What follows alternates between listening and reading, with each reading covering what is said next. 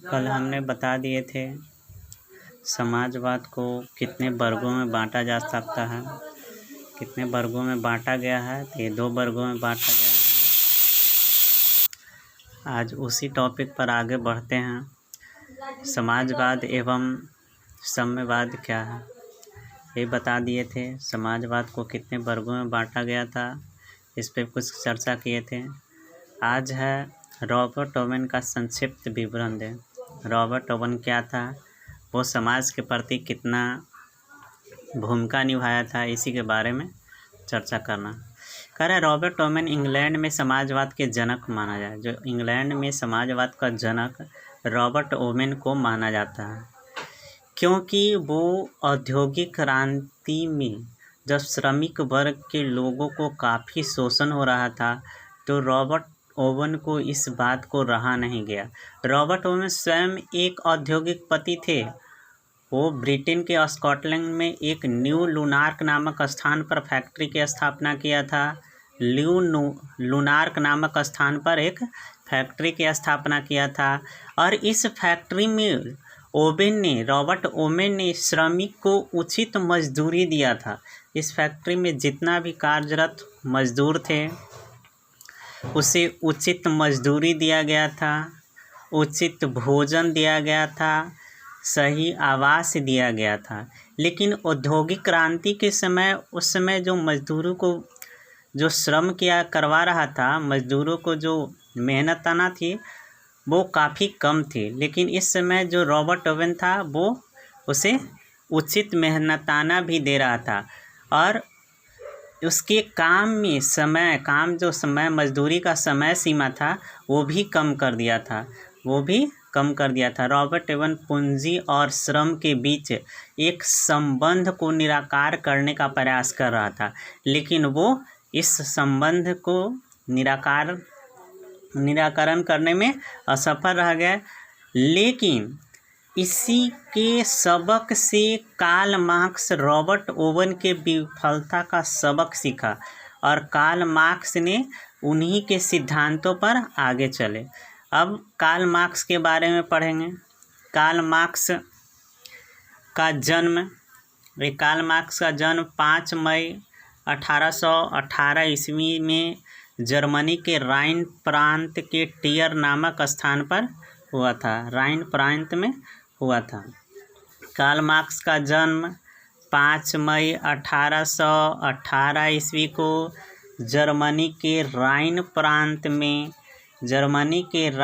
प्रांत के टियर नामक स्थान पर हुआ था। वो टियर नगर है। कह रहा है कि इनका जो जन्म हुआ था यहूदी परिवार में हुआ था। ये जर्मनी के रहने वाले थे, ये यहूदी परिवार में इनका जन्म हुआ था। इनके पिता का नाम हेनरी मार्क्स, ये पेशे से वकील थे। इनके पिता जो थे हेनरी मार्क्स, ये पेशे से एडवोकेट थे, वकील थे। कह रहा है उन्होंने बाद में, जैसे ही कार्ल मार्क्स यहूदी से तो परिवार से बिलोंग करते थे, लेकिन बाद में वो ईसाई धर्म को ग्रहण कर लिए थे। बाद में कौन धर्म को ग्रहण किए? ईसाई धर्म को ग्रहण किए। ऐसे यहूदी एक धर्म भी है, यहूदी परिवार में वो यहूदी धर्म को पहले मानते थे, लेकिन अब ये ईसाई धर्म को ग्रहण कर लिए थे। कह रहा है कि इनका जो शिक्षा हुआ था, इनका जो शिक्षा दीक्षा दिया गया था, बोर्नियो विश्वविद्यालय में विधि की शिक्षा प्राप्त की थी। ये कौन विश्वविद्यालय में? बोर्न विश्वविद्यालय में विधि की शिक्षा ग्रहण की थी।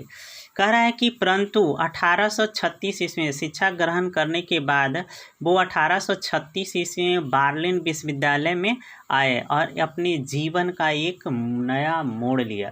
बर्लिन में 1836 ईस्वी में बर्लिन विश्वविद्यालय में शिक्षा ग्रहण करने के लिए गए थे, और वहीं पे एक उन्हें नया जीवन का मोड़ मिला। कह रहा है कि कार्ल मार्क्स हीगल के विचारों से सबसे ज़्यादा प्रभावित थे। ये क्वेश्चन पूछता है कि कार्ल मार्क्स किसके विचार से प्रभावित थे, तो हीगल के विचार से अत्यधिक प्रभावित थे। 1843 ईस्वी में कार्ल मार्क्स अपने बचपन के मित्र जेनी के साथ वो विवाह कर लिया और उन्होंने इतिहास में, राजनीतिक एवं सामाजिक इतिहास में मॉन्टेग्यू एवं रूसो को विचार का एक काफ़ी उन पर गहन अध्ययन किया था। कार्ल मार्क्स थे, कार्ल मार्क्स मॉन्टेग्यू और रूसो के विचार पर विचार का गहन अध्ययन किए थे। कह रहा है कि कार्ल मार्क्स की मुलाकात पेरिस में 1844 ईस्वी में एक फ्रेडरिक एंगल्स से हुई। पेरिस में उनका एक मुलाकात किससे हो गया? फ्रेडरिक एंगल्स से हो गया। और वो दोनों के बीच, फ्रेडरिक एंगल और कार्ल मार्क्स के बीच क्या हुआ? गहन दोस्ती हो गई और गहन दोस्ती हो गई, जिसके कारण एंगल के विचार एवं रचना से प्रभावित होकर कार्ल मार्क्स ने श्रमिक वर्ग के कष्टों एवं उसके कार्य की दशाओं पर अध्ययन किया, विचार करने लगा और एंगल के साथ मिलकर 1848 ईस्वी में साम्यवादी की घोषणा की। साम्यवादी घोषणा पत्र प्रकाशित किया।